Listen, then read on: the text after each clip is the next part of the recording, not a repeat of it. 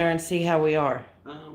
That's what I'm doing, a subscription. Because when I had it up and down, now we are live, so if you want to press the music, and we just got to do it, because if we don't just do it, it's not going to get done.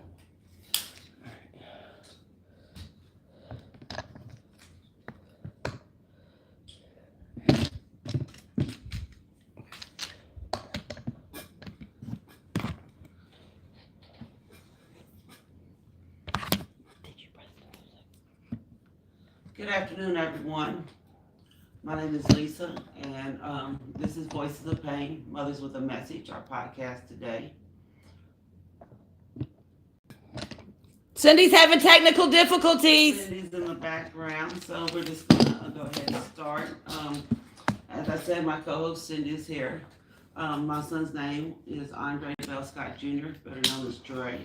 He was murdered on December 9th, 2021, almost 4.5 years ago, a little over 4.5 years ago. Cyndee's daughter, who she'll be here shortly, is Allie, and she was murdered 6.5 years ago. So our icebreaker question for today is, if you could be a superhero, which one would you choose and why? And we would love for you all to answer in our comments and everything. So I choose Wonder Woman. I've always had a connection with her. And a lot of people wonder what this woman's doing now. So in my grieving process, what I'm doing is I'm learning different things. I'm learning how to cry differently. I never understood that when people would tell me, just quit that crying, quit that crying. I never understood what that meant until few days ago, where I actually sat down and I wrote a poem for my son, and I didn't cry through it. I cried because I missed him, but I didn't cry because I was angry. I didn't cry because I hated the world. I didn't cry. I just cried because I missed him. Does it make me feel better in the healing process? Yes. I've always missed my son Dre, but now I've learned to live a little bit differently. My cry is different. My cry is for tears. And Cyndee's? Your cry is for the love that you have for your son, that you can't, it has no place to go. Even after 5 years, you still love your child. You still have the love that you carried for, how was 24. 24. 8,888 days. Yeah. 24 that years. doesn't just go away. No, I will always miss my baby.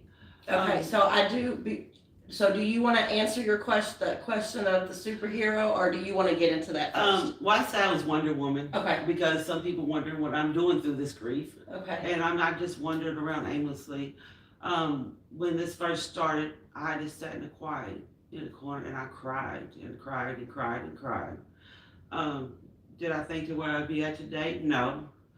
But when I did cry, I was listening and absorbing other people's journey, where it made me feel like, oh, you've been through this, so you know where I'm going, and you can help me along the way. Some things people said to do, it wasn't for me. I've tried it. And there's others who inspired me, and I'm very close to these people now, and I feel like it's a privilege. I speak regularly to Miss Brenda Moss. One thing she told me, I remember from the first retreat, Miss Brenda, if you're on here, she said, don't waste my time. And I was like, who says that? Don't waste her time. I don't try to waste anybody's time. But now as the years gone by, I can see I didn't waste my time just staying in grief and staying depressed. I didn't want to be that depressed person all the time. Now, does it come and go sometimes still? Yes. Well, I have a way of missing him, but she's helped me along the way, and especially Miss Rose, our founder of ACE Project. She's helped me and held my hand, and I'm to the point now I can hold somebody else's hand and support them. So, and what would you be, Cyndee? So this question was asked to me when I was on somebody's podcast. And when it was asked, I was in year 3. And I thought it was a wild question. But today, I choose the Phoenix. Because I crashed And when I came back, I feel like I came back with more power, more knowledge, wisdom. I have I'm a different person. Yes. I would have never been sitting here on this mic talking to anybody. I mean, we've discussed that over and over again. But when you go through something this traumatic, it really does change you. It changes who you are. It changes how you feel about, different things. You become more empathetic. You just want to do more for people because it actually makes you feel alive and it makes you feel good. Right. I feel thankful and blessed that I can help another sister out on the long. I didn't think I was going to be the one you could call and actually talk 2 hours to on the phone. And Right. I did that for one of our sisters who's in our group. I'm actually proud of myself, and I'm thankful for the people who show me the way. Mm-hmm. Because when you do lose a child, it's like you lose your way, you're lost. Like I was just lost out here. But what I'm thankful for the sisters who are here, and I hate how we all met, but I'm thankful that they can all help us along this path. Like one of our sisters says, just pull another sister up. So I'm really thankful for the things people do for me. The little comments, that means a lot. So Absolutely. Absolutely. Well, I would love to hear this poem. Her son's birthday was yesterday. Yes, I look at it like this. I'm a mother for 29 years, but my oldest son is 24. I'm a person, numbers don't lie, they add up, but in this situation, in my new normal, my numbers don't add up correctly, and they don't make sense to me. So this is my first poem, well, the second poem I wrote for my son, I call it Hope. 5 years gone, 5 years under my belt, and I'm still working with the hand that I was dealt. For 3.5 years, I cried and cried, pouring out the ocean I kept inside. But those tears were watered for my garden to eventually bloom and help me grow through the heaviest of gloom. I've learned to cry a different kind of tears, a gentle ache than those of the very early years. No longer drowning in the sudden pain, just a quiet love that falls like the purple rain. Nurturing the roots of what I've survived so I can learn to truly become alive. This journey isn't easy. This journey is very hard. Tearing the healing piece by piece, scar by scar. If I remember anything worth trying for to achieve is navigating through the dark, reaching for the stars, and you can always find your spark. I love that. That was absolutely beautiful. And I saw where you put Prince in there too, because that was love of her life. Prince, I did the purple rain. Yes. I threw in, because I'm still working with the hand I'm dealt. And we will be for the rest of our lives, but it's the way that we work with it. It's the way you play your cards. That's right. Different cards. So what they say, you got to know when to hold them. That's right. So and know when to fold them. Know when to walk away. And sometimes in that whole thing, you will walk away from people that aren't meant to be in your life at that time. I believe that God puts people in your reach for reasons, and when that reason is up, it's just time for them to go on. Right. I feelings, but it's time to move on. At first it was, oh God, I'm losing my friends. My family don't want to talk to me. I mean, the most hurtful thing that I think that I went through that right after Allie died was after the funeral, I didn't talk to my father again for 2 months. Not once did he call and check on his daughter. Not once did he send me a message or a hug on, it was like my own father abandoned me, and he was the one, who I lived with and was raised by for the majority of my life. And for him not to, I guess, embrace me was very weird. And when I saw him again, I saw him at another person's funeral. So that was kind of really hurtful. But thank you, Jewel, for watching. I'm trying to get in the bag. Yeah, thank you for watching, whoever's live. We're trying to do both at this time. So but after, I talked to my dad and I asked him, and he literally said, I didn't know what to say. I had that same experience, and my niece still says it to this day, and it's almost 5 years in December. She was like, she told me, she's like, you were such a great mother. This, and this, and I'm like, it happens randomly to anybody, whether you're the best mother ever. I'm like, all the mothers that came before me were great mothers and great, parents out there.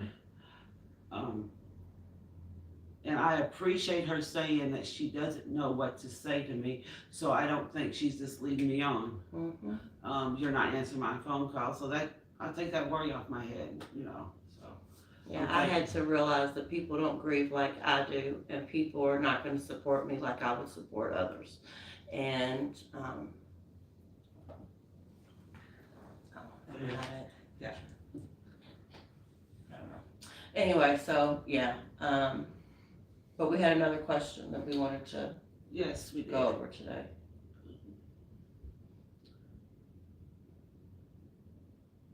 So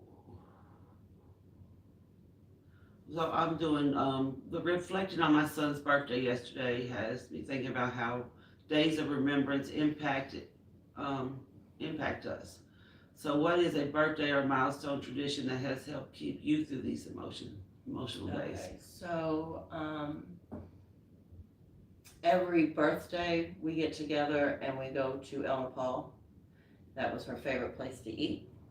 I get an appetizer of what she would eat, but we eat it as an appetizer because it's only fries and cheese and some chicken on top. That's what we do for her birthday. Every Saturday I go to her grave, or not her grave, I'm sorry, my daughter's cremated. I go to where she was murdered at, and I make sure that everything that she needs, a Big Red or her Snickers is there, some new flowers. She has a rose bush right there, and I trim her up a rose bush so that it grows, and those are the things that make me feel better about celebrating or remembering Allie. I celebrate her life now. Now, I didn't, the first 2-3 years. It was me mourning the loss of my child. Right. But now I celebrate her life. I celebrate who she was and what she left, the memories that she left us with, because they were amazing. And the person that she was, I will be able to carry on for the rest of my life. And but they're still hard. Dylan, like Christmas, her not being there, Thanksgiving, her not being there. Those are family holidays that are a little more personal. Yes, and they're so much harder because it's not just me. It's them. It's everybody missing her, and we are all. You can feel us all when we're together, just missing Allie's spirit, or her presence, because her spirit's there. On Dre's birthday, which the day before, I did walk a mile in my shoes. Which we'll talk about. That's right. Our weekend this weekend in a minute. And then the next day, I made sure he always got a chocolate cake on his birthday, chocolate icing. That's the only time he ate any kind of cake or ice cream, or not ice cream, but the cake on his birthday. So I ate chocolate cake yesterday. Yay. I had good thoughts. I sat down there and I was like, son, I talked to him still, like his spirit is still with me. So I talked to him. I'm like, son, you got me out here writing poems now. I'm like, you got me doing this, but I feel good about it. I took yesterday as celebrating me being a mother for 29 years. Okay. It's still his birthday, but he also has an angel day too. So I know other mothers do different things. So do whatever makes you happy. I know our sister Elgina did the Legacy of Love, and when AJ birthday, she had to have 30 pair of Jordans for her son because she was realizing he would have been 30. What would he have done as a grown man? I love that idea she did. One of our other sisters did a balloon release. And we did that the first year. I did it every month. We had a balloon release on the 14th the first year, every month. And I really thought I would be doing that for the rest of my life. I gave Dre some balloons, but this year I narrowed it down to one. Yeah, He was my first son. I'm not just gonna release one balloon to the sky. Um, and I love that. right. I mean, but you see it even in both of our um, Grieving journey. journey. We celebrate differently, we grieve differently, but at the same time, it's still the same because we're saying our children's names, we're remembering them, we're loving on them. Always. Yeah. Because my son had the biggest, brightest smile in the room. Yeah. Um, So for a minute, let's talk about what you did this weekend, and then I'll talk a little bit about what I did. so I'm, as most as you know, I'm with the ACE Project. I'm also with, and I can show you bracelets. These are some of the organizations I'm with, so I try to represent them all certain days. And today was one of them because sometimes you need more help than just one. I also talk to a therapist. I also talk to special people that have been in my life that gave me the access to them, and they helped me navigate my journey. The ones I do here, I do have my ACE bracelet, turning my pain into purpose. I love that dearly, so that's one. I have this gifted and was made for me. It's my son's name, Dre, and what I always say, do right every day. I did get to choose the colors. I chose orange. That was his favorite color, and it's also for gun violence. Look, I'm with the Moms Demand Action. They go a lot to Frankfurt, our capital, to help change laws. Cyndee's a part of that as well. That was the first place I first did a speech about my son. It was small and intimate. It wasn't on the bigger scales that they do, and it made me realize I can do this.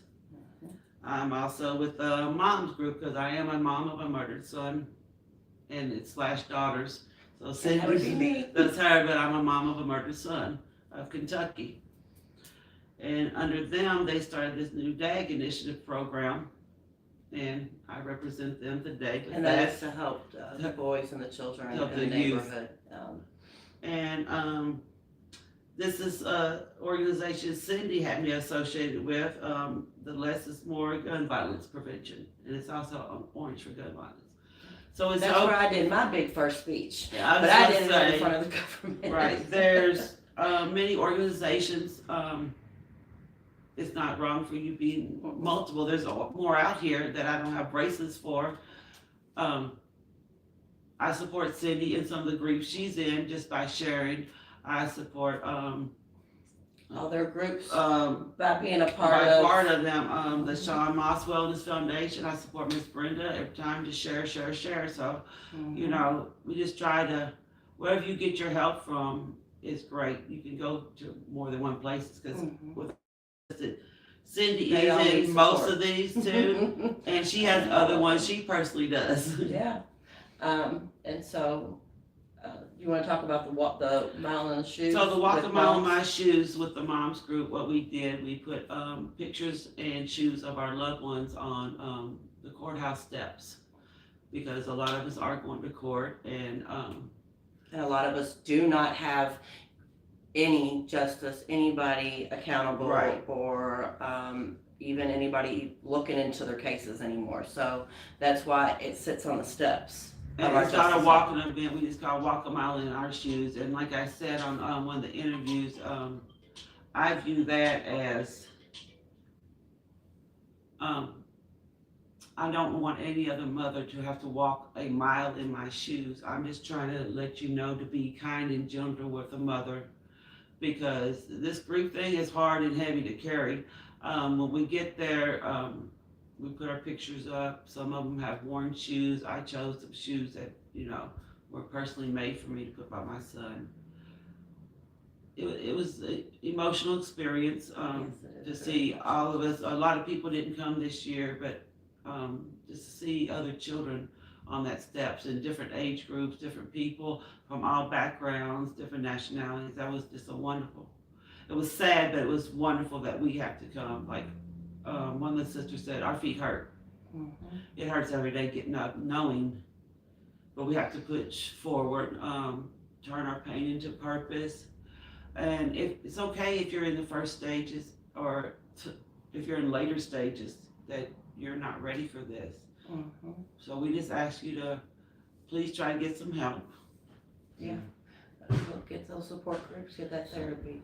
I'm What'd you do also a this ton of weekend? moms, and I usually am at this.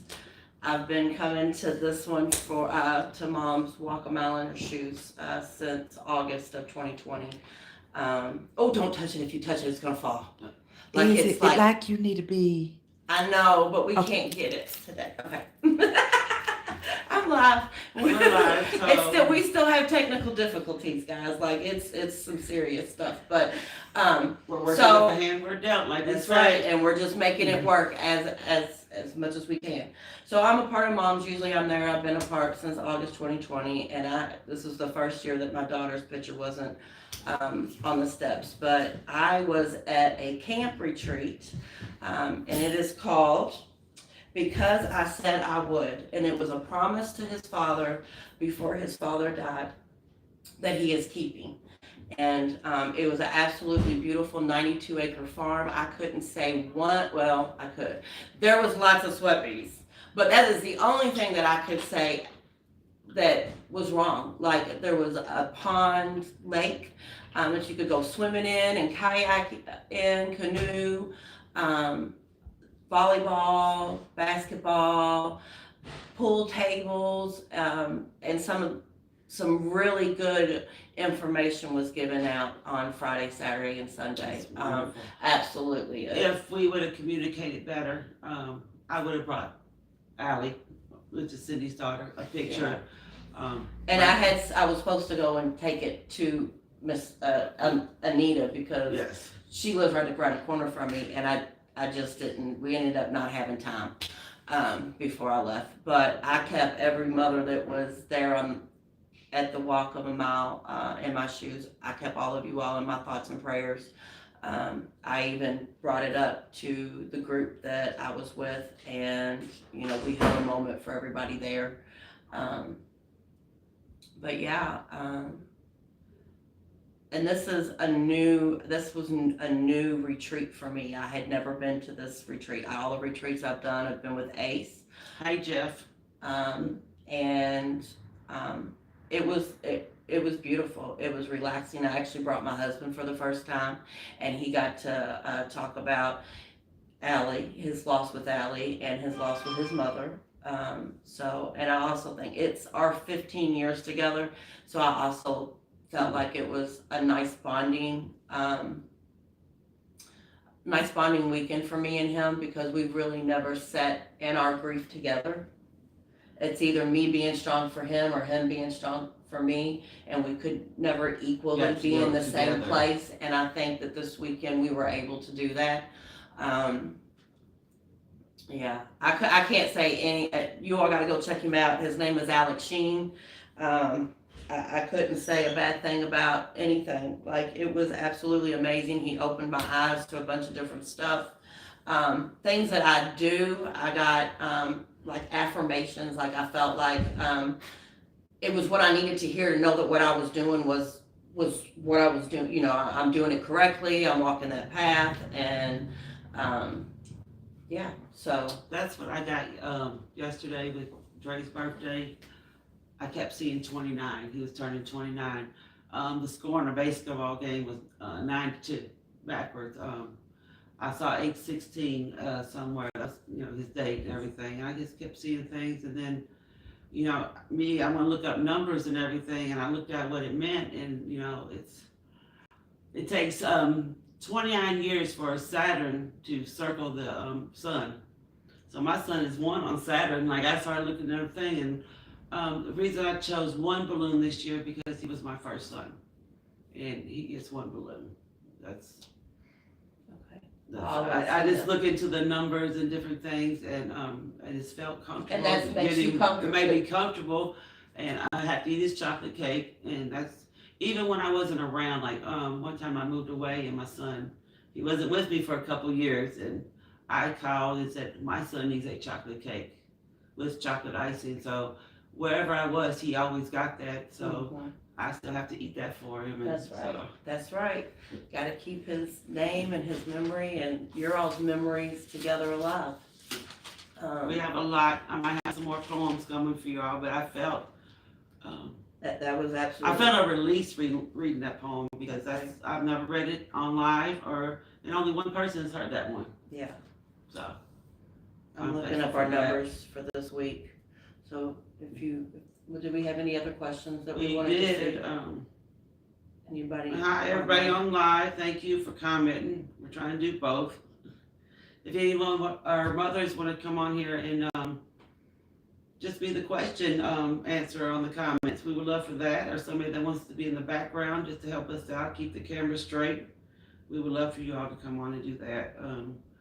So we did the super hero comment. You guys could answer that.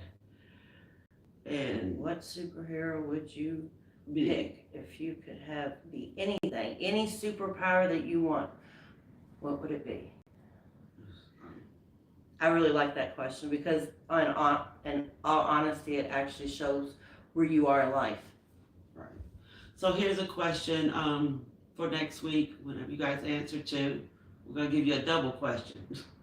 What is the one thing you wish people understood about the weight that you carry every day? That it doesn't go away. My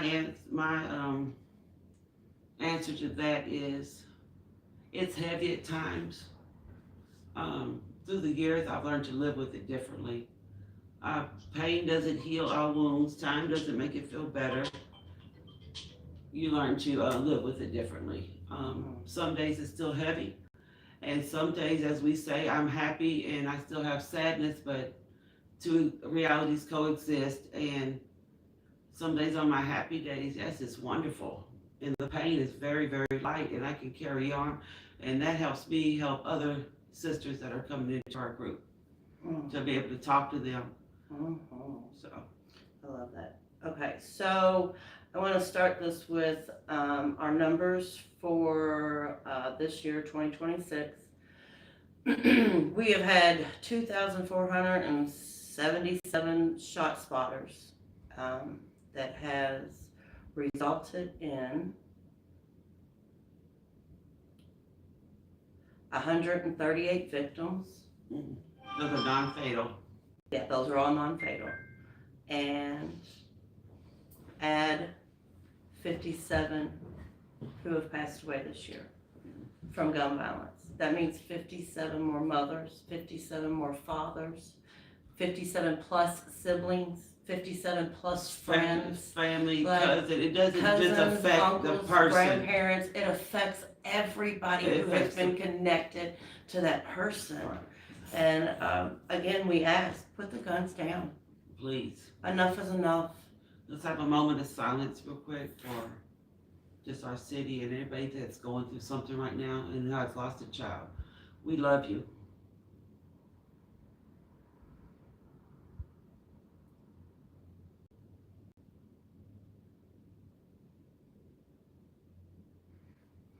All right, well, that will probably be our session for today. I love sitting on the couch with you again. I love you, It's been man. so long. I feel like every life is just lifing, and we keep having hiccups. But I'm so Guess glad. what? We're going to iron those wrinkles out, and we're going to try to come to you once a week. We might do live, and then we might do a recorded one, and then we're going to record some more for further sessions in the wintertime when it gets very cold here. Yeah, so that we don't have to worry about traveling down. Hey, Cyndee, what you're saying today?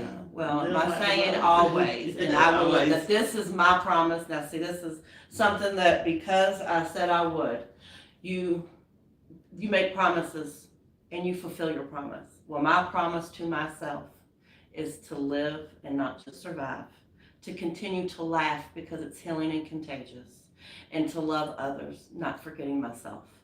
You can say her name. Oh, my name is Cyndee and my daughter's Allie. Right. And my name is Lisa, and I always say do right every day. My son's name is Andre DeVell Scott Jr., and he goes by Dre. I understand Dre, I know.